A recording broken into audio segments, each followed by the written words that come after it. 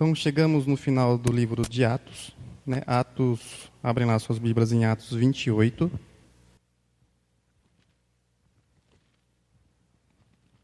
Só gostaria de recomendar para os irmãos este livro aqui. Não sei se vocês já leram, que é o livro do Hernandes Dias Lopes, né? O Paulo, o maior líder do cristianismo.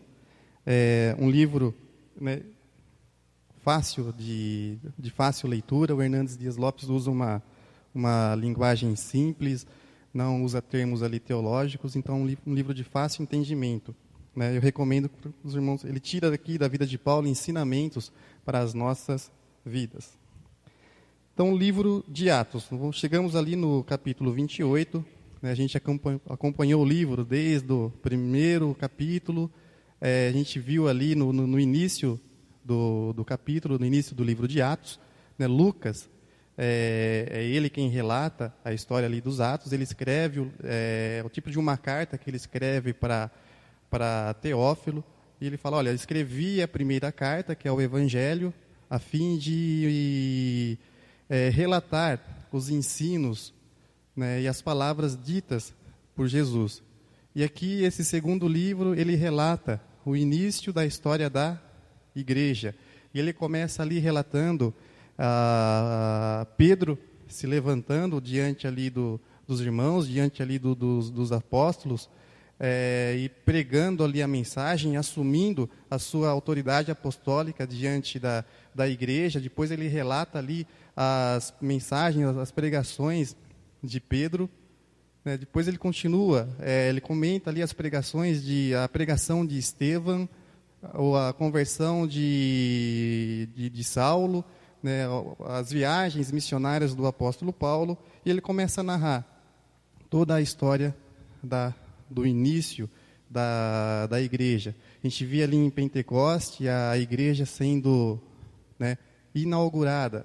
Começa ali em Pentecoste uma nova era, né, que alguns falam que é a era do cumprimento da promessa. Né? O Velho Testamento, ele fala das promessas. O Novo Testamento, ele fala do cumprimento das promessas. E o livro de Atos relata sobre isso, né? O início do cumprimento das promessas. E a gente vive essa era, a era do cumprimento das promessas. As promessas, elas estão se cumprindo. Ainda não se cumpriram todas, né? Ela vai se consumar, essa era, ela se consuma na segunda vinda de Cristo, aonde toda a promessa irá se cumprir em toda a sua plenitude. Toda a sua plenitude. Então, o livro de Atos relata sobre isso. Não é um livro normativo, né? Mas é um livro narrativo, onde ele narra a história da igreja, a história do início da igreja. Então, a gente está já no final, no capítulo 28, a partir do versículo 11.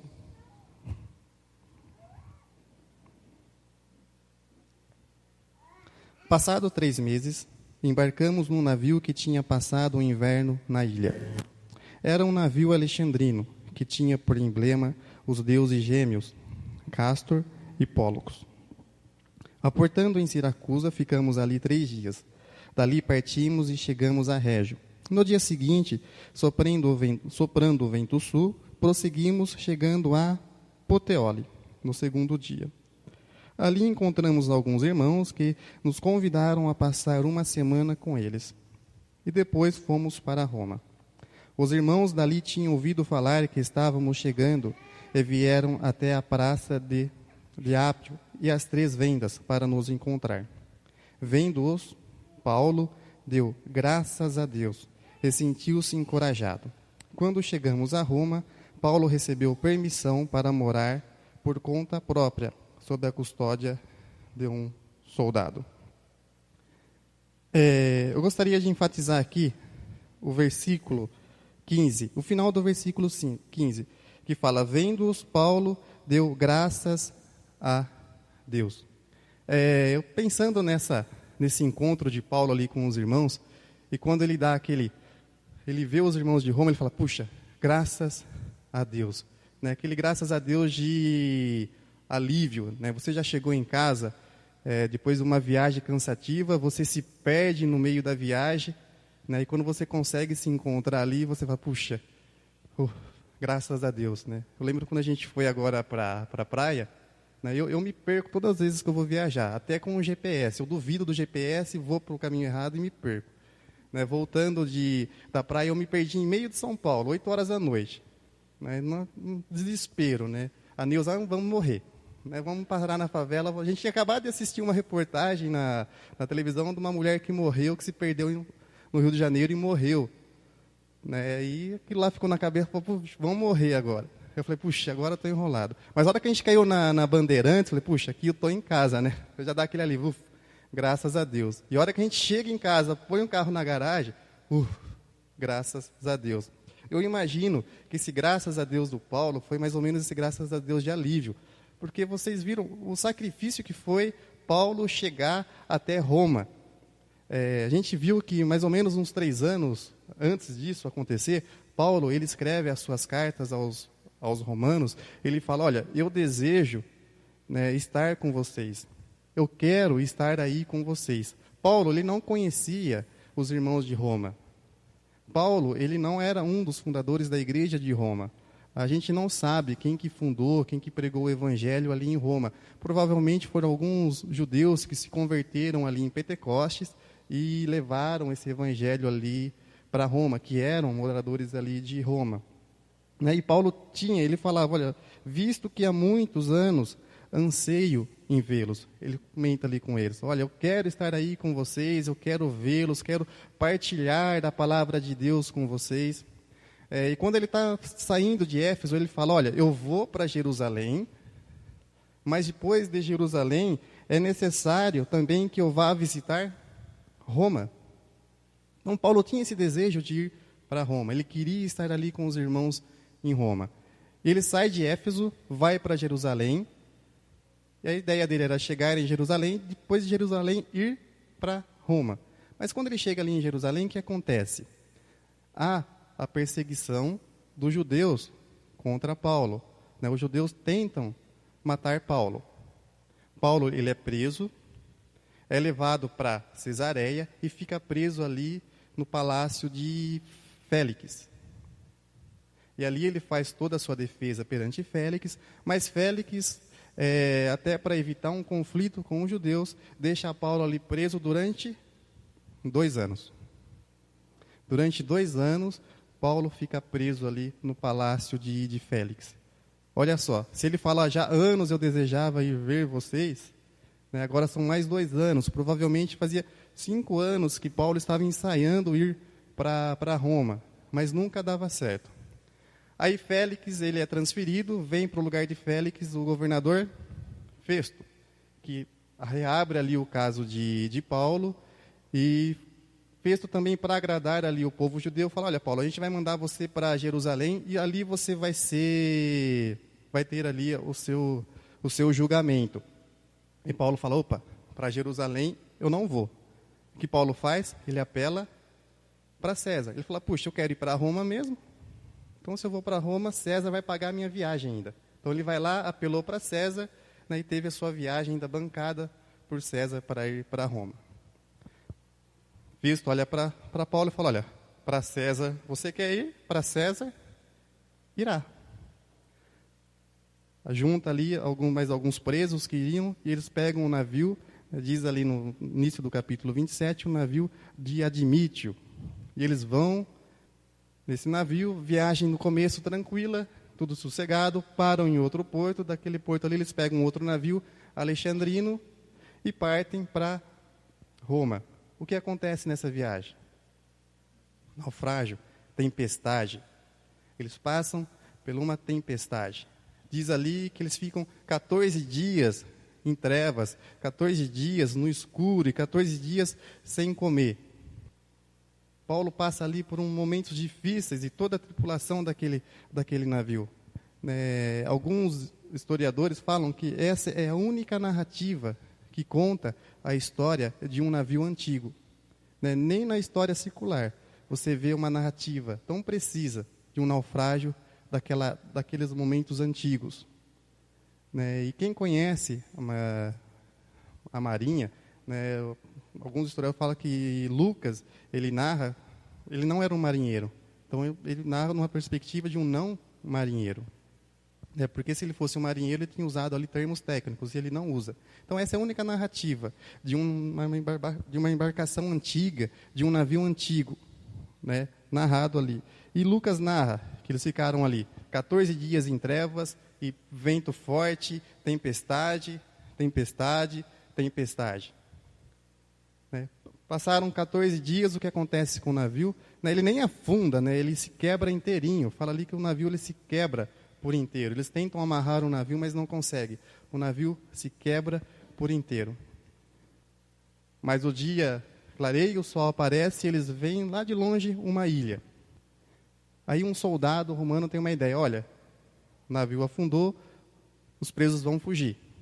Vão matar todo mundo. O apóstolo Paulo ali é ameaçado ainda de morte. Mas Júlio fala, olha, deixa quieto, não vamos matar todo mundo. Júlio, o centurião, né, para poupar a vida de Paulo, ele fala, olha, não vamos matar ninguém. Paulo ali escapa, então, da morte mais uma vez. Eles nadam até a ilha de Malta, chega ali, todo ensopado, com frio, vamos acender uma fogueira. Paulo pega um graveto, o que acontece com ele? Uma cobra. Né? Ele não morre, mas doeu. Né? Acredito eu que os 3 dias que ele ficou ali na ilha de Malta, ele ficou olhando aqueles 2 dentinhos da cobra ali, o negócio latejando. Ele não morreu, mas a picada doeu. Ficam mais ali 3 dias na ilha, saem da ilha, pegam um outro navio, alexandrino. Puxa, né? A gente não dá sorte com o navio alexandrino, não tem um navio de Admítrio aí, pelo menos é mais tranquilo. Mas não, eles pegam um navio alexandrino e ali conseguem chegar em Roma. Chega em Roma e ele vê os irmãos, graças a Deus. Né? Graças a Deus eu encontro ali os irmãos. E diz ali no versículo 15 que ele fala, graças a Deus, e sentiu-se encorajado. Paulo vê ali os irmãos e se sente encorajado. Né? Por quê? Primeiro, quando ele vê aqueles irmãos e dá aquele graças a Deus, ele vê que a promessa de Deus se cumpriu na vida dele. Porque lá em Jerusalém, momentos antes, Deus fala, olha, Paulo, pode ficar tranquilo, que você vai chegar vivo perante César. Paulo, uma promessa de Deus para a vida de Paulo.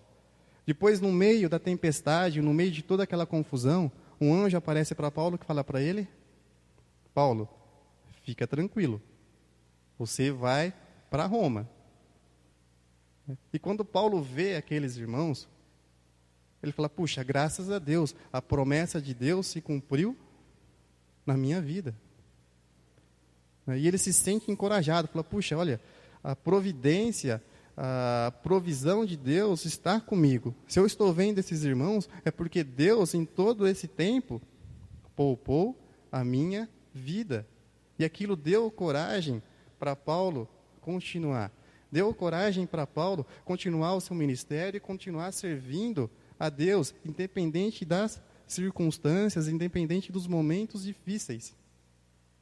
E segundo, né, Paulo dá um graças a Deus porque ele vê aqueles irmãos e sabe que o mesmo sentimento que ele tinha de estar com aqueles irmãos era recíproco por eles. Esses irmãos que foram encontrar com Paulo, eles andaram 50 quilômetros. Eles andaram 50 quilômetros. Então, quando Paulo viu, falou, puxa, eu quero vê-lo e eles também querem me ver. E aquilo encorajou Paulo. Porque pensou, a frustração, né, como seria decepcionante Paulo chegar ali em Roma, né, e não ter ali uma comissão para recebê-lo. Né, a igreja não ter ido receber Paulo. Puxa, né, cadê? Né, como é que eu vou achar os irmãos? Aonde eles se reúnem?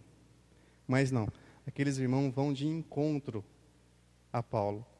Aqueles irmãos vão em direção a Paulo, reconhecendo o seu ministério, reconhecendo o seu apostolado, e aquilo encoraja Paulo a continuar. E aqui a gente tira a nossa primeira aplicação para as nossas vidas, né? A primeira aplicação. Primeiro, a gente tem que confiar nas promessas de Deus. A gente tem que depositar a nossa esperança nas promessas de Deus, independente das circunstâncias, independente se há trevas, se o navio vai afundar, se o navio vai se quebrar. A gente tem que depositar a nossa esperança em Deus. Segunda aplicação que a gente pode tirar, né?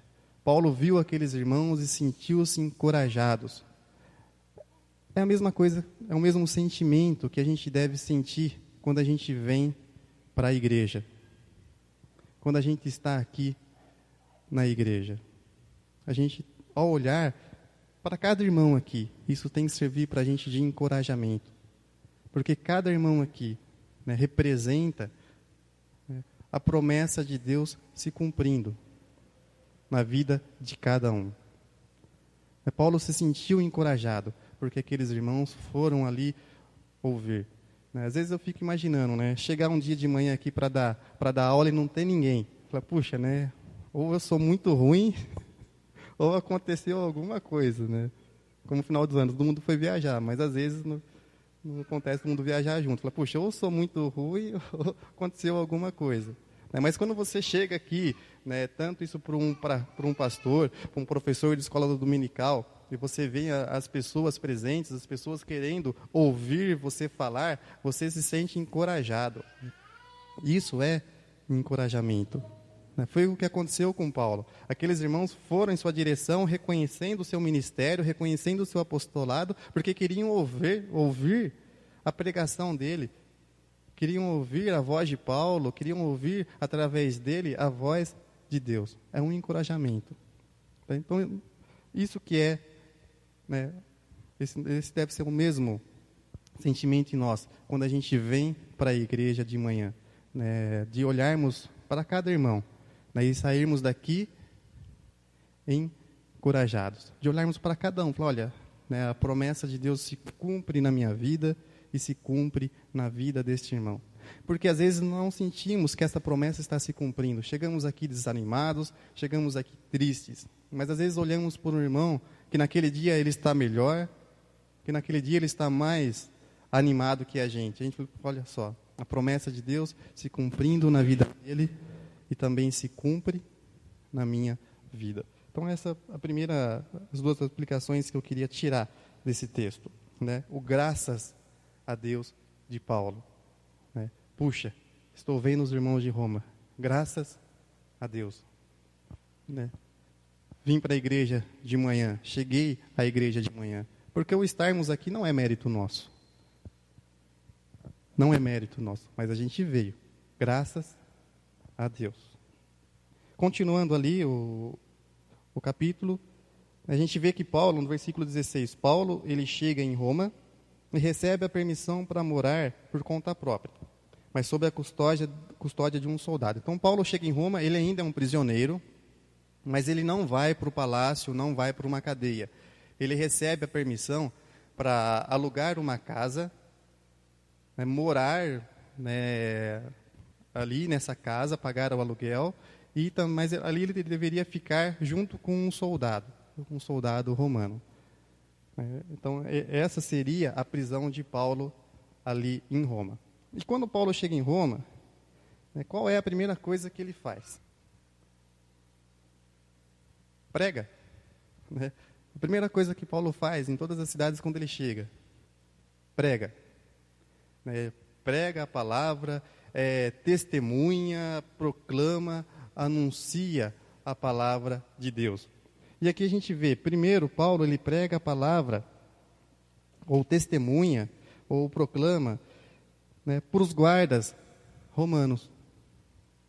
Cada guarda que ficava ali com Paulo na sua casa, algemado com ele, não saía dali sem ouvir o Evangelho. Ao ponto dele escrever, né, quando ele ficou preso aqui, esses 2 anos que ele ficou preso aqui na sua casa, ele escreveu a carta aos Filipenses. E ele comenta ali na carta aos Filipenses. Abrem lá em Filipenses, capítulo 1, versículo 12 e 14. Quem achar pode ler. Filipenses, capítulo 1, versículo 12 e 14.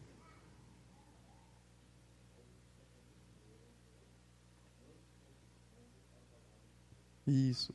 O que Paulo fala aí? Que toda guarda pretoriana ouviu o evangelho, né? Ele fala toda a guarda pretoriana. A guarda pretoriana era a polícia militar de Roma. Tá? Havia ali, alguns estudiosos acreditam que havia ali mais ou menos 9.000 soldados. Ou seja, Paulo, ele pregou o evangelho, né, direta e indiretamente para 9.000 soldados. Acredito eu que não foram 9.000 soldados presos à mão dele. Mas quando ele pregava para um, este outro levava o evangelho para o batalhão. E ali pregava. Então todo soldado que ficava algemado com Paulo ouvia o evangelho, ouvia ali o seu testemunho. Paulo, quando ficou preso, ele escreveu a carta de Filipenses, Colossenses, Filemão. Então cada guarda que estava ali com ele ouviu ele ditando essas cartas. Porque Paulo ele não escreveu, mas provavelmente havia ali um dos seus companheiros escrevendo para ele. Porque Paulo ele poderia receber visitas. Como ele estava ali na sua casa, ele poderia receber visitas. Então imagine Paulo ali ditando as cartas aos colossenses. E o guarda ali do seu lado ouvindo. Né? O guarda saía dali praticamente um teólogo, né? Saía praticamente ali já formado em teologia, já pronto para pastorear numa igreja. Então, ele ouvia ali, saía dali e pregava no batalhão. Então, Paulo, a primeira coisa que ele fez quando chegou em Roma, ele pregou o evangelho, ele pregou a palavra de Deus. E o livro de Atos, do capítulo 1 ao capítulo 28, ele se resume nisso, a pregação do evangelho, a pregação da palavra de Deus, a pregação do reino. Esse é o livro de Atos. A igreja, ela tem um propósito. E qual é o propósito da igreja? Não, o propósito. O propósito da igreja é honrar, glorificar o nome de Deus. Mas qual é a missão da igreja? A missão da igreja é de anunciar, de proclamar o evangelho. E é isso que a gente vê no livro de Atos. A igreja no centro da sua missão, proclamando, anunciando o evangelho. E a gente vê isso desde o início. Pedro, Estevão, Filipe pregando por o eunuco, apóstolo Paulo pregando a todo momento diante de pessoas simples, comuns, diante de reis, governadores e sempre usando a mesma linguagem, sempre usando a mesma teologia, proclamando o reino de Deus. Este é o apóstolo Paulo. E a segunda coisa que ele faz quando chega em Roma? A primeira ele pregou para os guardas romanos e para toda a guarda pretoriana. A segunda coisa que ele faz está aqui a partir do versículo 17. Vamos ler. 3 dias depois, ele convocou os líderes dos judeus. Quando esses se reuniram, Paulo lhes disse: Meus irmãos, embora eu não tenha feito nada contra o nosso povo, nem contra os costumes dos nossos antepassados, fui preso em Jerusalém e entregue aos romanos. Eles me interrogaram e queriam me soltar, porque eu não era culpado de crime algum que merecesse pena de morte. Todavia, tendo os judeus feito objeção, fui obrigado a apelar para César. Não, porém, por ter alguma acusação contra o meu próprio povo. Por esta razão, pedi para vê-los e conversar com vocês. Por causa da esperança de Israel é que estou preso com estas algemas. Eles responderam: Não recebemos nenhuma carta da Judéia a seu respeito, e nenhum dos irmãos que vieram de lá relatou ou disse qualquer coisa de mal contra você. Todavia, queremos ouvir de sua parte o que você pensa, pois sabemos que por todo lugar há gente falando contra esta seita. Assim combinaram encontrar-se com Paulo em dia determinado, indo em grupo ainda mais numeroso ao lugar onde ele estava. Desde a manhã até a tarde, ele lhes deu explicações e lhes testemunhou do reino de Deus, procurando convencê-los a respeito de Jesus, com base na lei de Moisés e nos profetas. Alguns foram convencidos pelo que ele dizia, mas outros não creram. Discordaram entre si mesmos e começaram a ir embora, depois de Paulo ter feito essa declaração final. Bem, que o Espírito Santo falou aos seus antepassados por meio do profeta Isaías: vá a este povo e diga, ainda que estejam sempre ouvindo, vocês nunca entenderão. Ainda que estejam sempre vendo, jamais perceberão, pois o coração deste povo se tornou insensível, de má vontade, ouviram com os seus ouvidos e fecharam os seus olhos. Se assim não fosse, poderiam ver com os olhos, ouvir com os ouvidos, entender com o coração e converter-se, e eu os curaria. Portanto, quero que saibam que esta salvação de Deus é enviada aos gentios, e eles a ouvirão. Até aqui. Então, segunda coisa que Paulo faz, prega. Né? Paulo, primeira coisa que ele faz em Roma, ele prega para os guardas. A segunda coisa que ele faz, prega, mas agora ele prega para os judeus. Paulo ali reúne ali os judeus e ele prega a palavra de Deus para os judeus. Primeiro ele chama, fala, olha, eu vim para cá porque os judeus de Jerusalém me mandaram para cá. Né? E eles ali falam, olha, a gente não está sabendo de nada. A gente não está sabendo de nada. Aqui é meio complicado porque eles sabiam, sim, eles sabiam quem era Paulo, sabiam porque Paulo estava ali. É que eles não queriam, os judeus foram politicamente corretos ali com Paulo, porque eles não queriam um conflito direto com Nero. Nero estava começando a governar ali Roma. E os judeus, eles acabaram de voltar para Roma. Vocês lembram quando a gente estudou ali a história de Áquila e Priscila? Quando se levantou ali em Roma Cláudio, e Cláudio expulsou todos os judeus de Roma? E agora, Cláudio, ele saiu, se levanta Nero, e os judeus retornam para Roma. E a última coisa que os judeus querem aqui é uma polêmica. Né? E que se a polêmica chega diante de Nero, fala, olha, vamos ser politicamente corretos com Paulo, não vamos brigar com ele, porque se isso cai no ouvido de César, de Nero, ele manda a gente embora de novo. Então, vamos estar aqui, mas vamos ser neutros, né? Quanto menos Nero ouvir falar de judeus, para nós, melhor. Então, Paulo chega diante deles ali e fala, olha, eu vim aqui porque os judeus de Jerusalém, mas a gente não está sabendo de nada, Paulo. A gente ouviu falar dessa seita, né? Se você quiser conversar com a gente senta aí, conversa. Então, os judeus ali, eles se retraem, não levam adiante a acusação contra Paulo.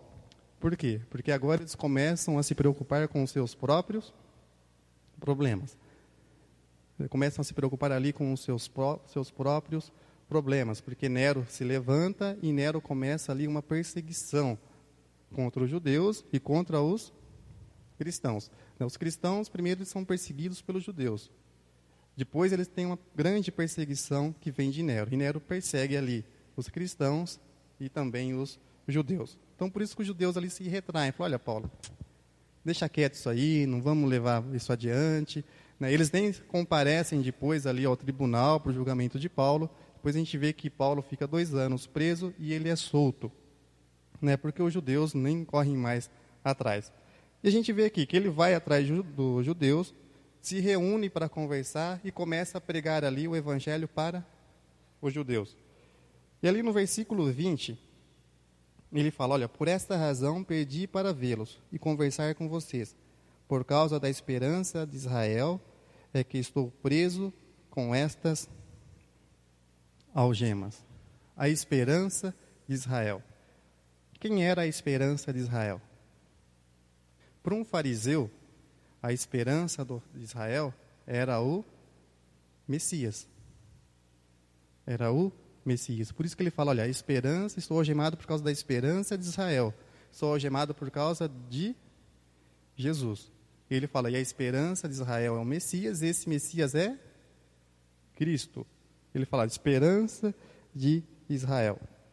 Depois ali mais para baixo, no versículo 23, assim combinaram encontrar-se com Paulo em dia determinado, indo em grupo ainda mais numeroso ao lugar onde ele estava. Desde a manhã até a tarde, ele lhes deu explicações e lhes testemunhou do reino de Deus, procurando convencê-los a respeito de Jesus, com base na lei de Moisés e nos profetas. E Paulo depois se reúne com os judeus e fala, olha, a esperança de Israel é um Messias, e esse Messias é Jesus. E dentro da lei de Moisés e nos profetas, Paulo tenta convencer cada judeu que Jesus é o Messias. Era difícil para Paulo entender como um fariseu que cria na ressurreição duvidasse que Cristo era o Messias. Porque Paulo, quando ele pregava o Evangelho, se a gente for ver todas as pregações que tem no livro de Atos, o clímax, o foco das pregações era a ressurreição. Era a ressurreição de Cristo.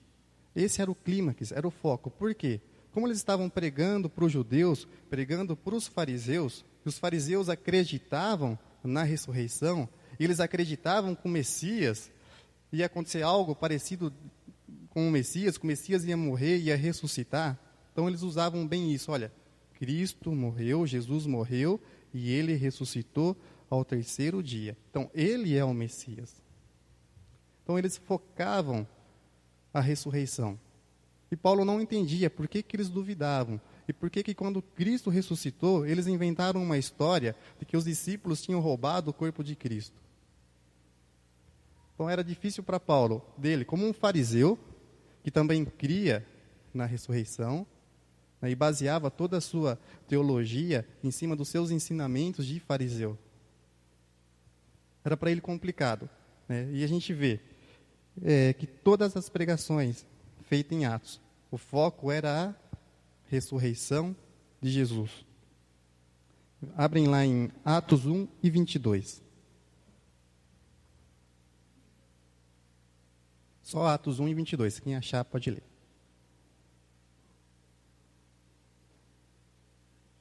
Aqui eles estão falando Pedro falando da ressurreição de Cristo. Agora Atos 2 e 24. Agora Atos 3 e 15.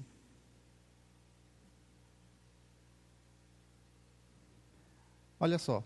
Depois tem mais outras pregações. Depois capítulo 4, o capítulo 5, o capítulo 10, o capítulo 17, o capítulo 26.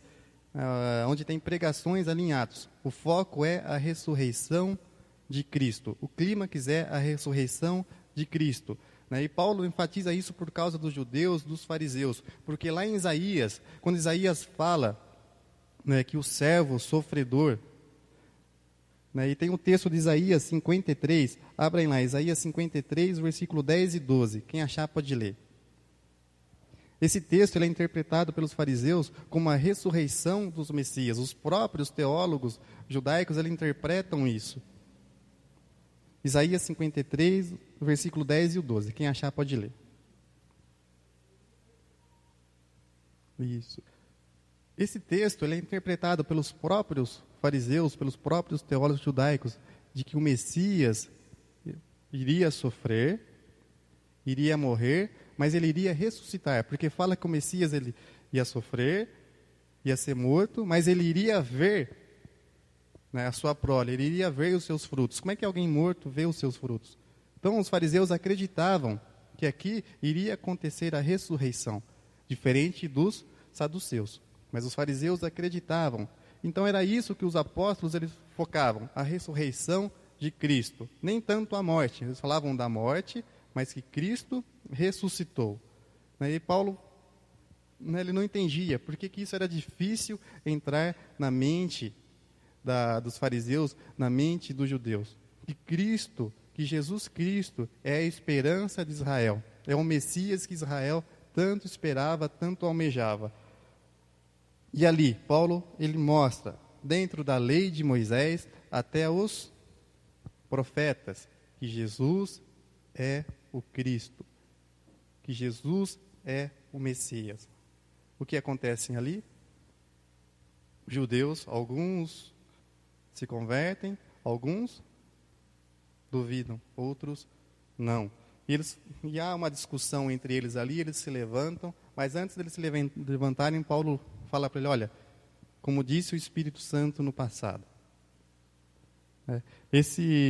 Do versículo 26 ao versículo 27, é uma citação de Isaías 9 e 10. Isaías 6, os versículos 9 e 10. O próprio Senhor Jesus Cristo usou essa citação lá em Mateus, quando ele fala da parábola do semeador, que os judeus não entendem.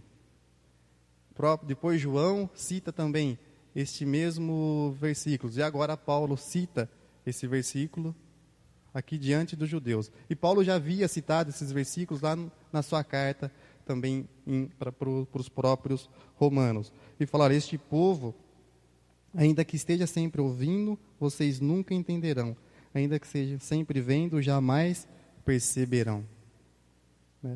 E esse texto fala da religiosidade que aquele povo vivia. E por causa dessa religiosidade, eles não conseguiam entender. E a aplicação que a gente pode tomar para as nossas vidas aqui, que a gente tem que tomar muito cuidado com a religião. Quando a nossa crença vira uma religião e a gente se fecha, e a gente não consegue mais enxergar.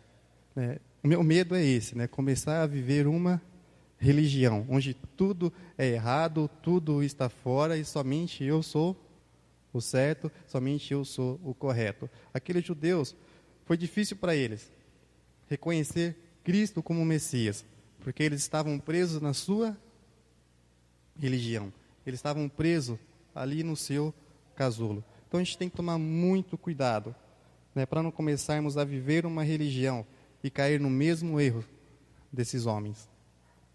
Muitos fariseus, sacerdotes, judeus se converteram ao cristianismo, reconheceram Cristo como Messias, mas não foi toda a nação de Israel.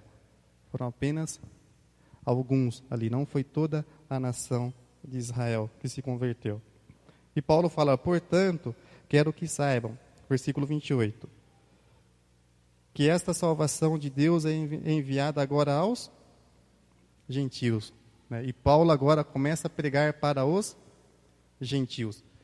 Terceira coisa que Paulo faz quando chega em Roma, prega a sua palavra ali aos gentios.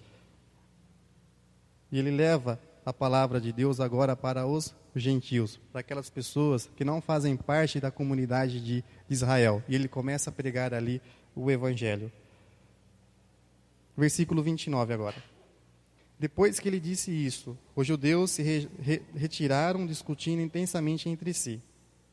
Por 2 anos inteiros, Paulo permaneceu na casa que havia alugado e recebia todos os que iam vê-lo. Pregava o reino de Deus e ensinava a respeito do Senhor Jesus Cristo, abertamente e sem impedimento algum. Paulo estava preso, não podia sair da sua casa, mas ele recebia na sua casa todos aqueles que queriam ouvir a palavra de Deus. Provavelmente, durante esses 2 anos, toda a igreja de Roma começou a se reunir ali nessa casa onde Paulo estava hospedado, para ouvir as suas mensagens, para ouvir ali as suas pregações. E todos que ali se achegavam, ouviam a mensagem, ouviam o evangelho de Deus. E Paulo pregava o reino de Deus. Talvez agora a aplicação que a gente pode tirar para a nossa vida, mas não somente desse texto, mas de todo o livro de Atos. É o que Paulo escreve ali para Timóteo. Timóteo, prega a palavra. Insiste em pregar a palavra. a todo tempo, a todo momento. Esta é a nossa missão aqui neste mundo. Nós somos o sal, somos a luz. Temos que, a todo momento, pregar e levar a palavra, testemunhar a palavra. É isso que a gente vê de Atos, capítulo 1 a Atos, capítulo 28. A palavra de Deus sendo anunciada, a palavra de Deus sendo pregada. Para quem? Para guardas, para bárbaros, para romanos, para gentios, para judeus, para todas as pessoas, independente da sua raça, independente da sua cor, independente da sua religião. A palavra era pregada e era anunciada. E essa é a nossa missão. Hoje, a igreja ela está no centro do propósito de Deus. O reino de Deus ainda não chegou, mas nós fazemos parte desse reino. O reino de Deus ainda vai vir em toda a sua plenitude na segunda vinda de Cristo. Mas devemos pregar sobre esse reino. Devemos falar desse reino de Deus. Nós, como cristãos, somos cidadãos desse reino. E temos que pregar, temos que anunciar a palavra. Passado 2 anos, Paulo foi solto. Lucas, ele termina o seu livro de maneira seca, de maneira, ele não faz ali uma conclusão, mas ele simplesmente termina. A gente vê que não relata aqui a morte de Paulo, não relata depois as suas viagens. A gente não sabe se Paulo foi até a Espanha. Era um desejo de Paulo levar o evangelho para toda a Europa, e ele queria sair de Roma e ir para a Espanha. A gente não sabe se ele chegou a ir pregar o evangelho ali na Espanha. Lucas simplesmente termina o seu livro, no capítulo 28. O capítulo 29, é nós. Nós estamos escrevendo ali o capítulo 29 de Atos. Por isso que ele não conclui, porque a história da igreja não acabou. A história da igreja continua. Paulo é liberto e ele vai pregar a palavra de Deus. Alguns historiadores acreditam que Paulo vai visitar algumas igrejas em Éfeso e Creta, e nesse tempo ele escreve a sua primeira carta a Timóteo e a carta a Tito. Depois disso, como Nero se levanta ali como imperador de Roma, Nero ele bota fogo em Roma e coloca a culpa nos cristãos. E há ali agora uma forte perseguição contra os cristãos. Naquela época, quando você falava em cristão, qual a primeira coisa que vinha na mente? Apóstolo Paulo.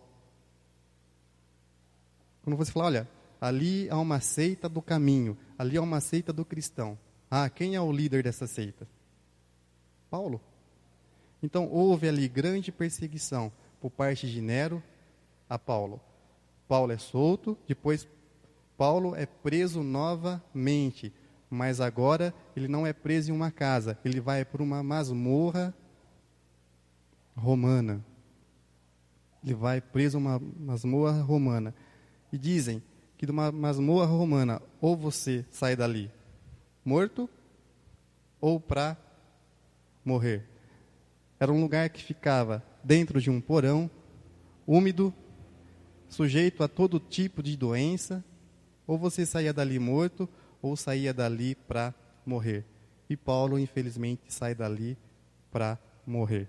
E eu queria ler a maneira que o pastor Hernandes Dias Lopes narra esses últimos momentos do apóstolo Paulo. E ali na masmorra, ele escreve a sua última carta, que é a segunda carta ao Timóteo. Depois vocês leem o capítulo 4 de Timóteo, onde mostra ali a profunda tristeza, a profunda depressão de Paulo, um homem que seria levado à morte.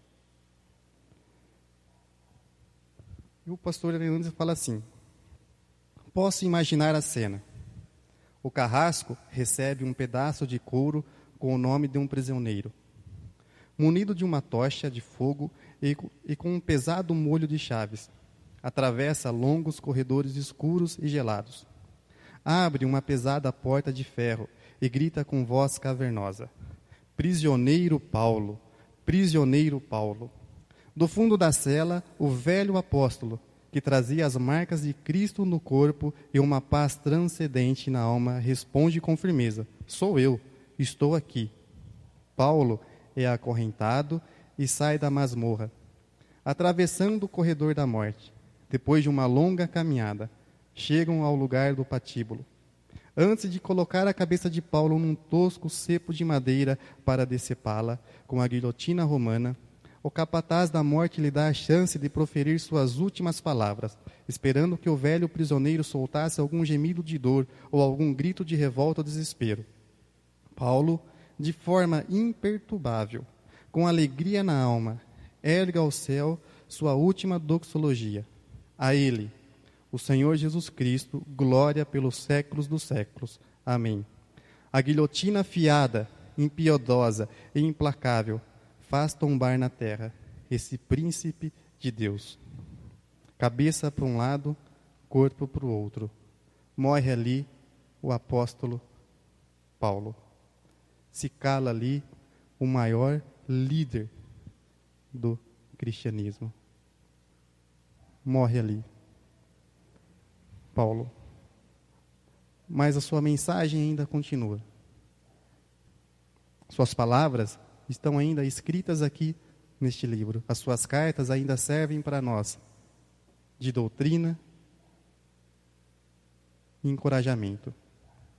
Paulo morreu, mas as suas palavras não cessaram. Cabeça de um lado, corpo de outro. Mas ele ainda fala com a gente. E como ele mesmo diz: sejam meus imitadores, porque eu sou imitador de Cristo. Eu acho difícil ser como Paulo, mas a gente deve tentar. Paulo, um diamante do Evangelho. É um homem excepcional. O seu QI acima do padrão. Conhecedor da história circular, conhecedor de toda a palavra de Deus. Mas ele fala: sejam meus imitadores, não por aquilo que eu sei, mas por aquilo que eu tento viver. E eu tento viver, e o meu viver é Cristo. Meu viver é Jesus Cristo. Então que possamos ser como Paulo. Paulo morreu, mas a história da igreja continua. As suas palavras ainda falam, as suas cartas ainda estão aqui registradas. Que possamos viver como ele viveu, testemunhando e pregando o Evangelho. Não importa se você acabou de sair do naufrágio, não importa se você acabou de ser picado por uma cobra. Pregue o Evangelho. Pregue a palavra de Deus. Amém? Vamos encerrar. Senhor nosso Deus e amado Pai, lhe agradecemos, ó Deus, pela vida de Paulo. E agradecemos porque até os dias de hoje tem sido para a gente de grande ensinamento, de grande lição e de grande exemplo, ó Pai. Às vezes é difícil pedir para que possamos ser como Paulo. Talvez não conseguiríamos e não temos a mesma coragem que Paulo teve. Mas queremos ser como ele, sim, ó Deus. Conhecedor da Tua palavra, conhecedor das Tuas verdades e também pregadores do Evangelho, ó Pai. Talvez não viajemos por todo mundo pregando a Tua palavra, mas queremos começar pregando e testemunhando dentro de nossas casas. Que possamos começar pregando e testemunhando no nosso dia a dia, com as pessoas que estão ali ao nosso redor, no nosso cotidiano, ó Pai. Nos ajude, ó Deus. Nos ajude, que o Teu Santo Espírito nos ilumine, para que possamos estar sempre andando na Tua presença, sempre Te buscando e possamos ser imitadores de Cristo. Assim como Paulo buscou toda a sua vida, ó Deus. Lhe agradeço por este momento aqui passado, que as Tuas palavras possam nos edificar, ó Pai. E que possamos continuar a correr a nossa carreira cristã. É isso que eu lhe peço, ó Deus, em nome de Cristo Jesus. Amém.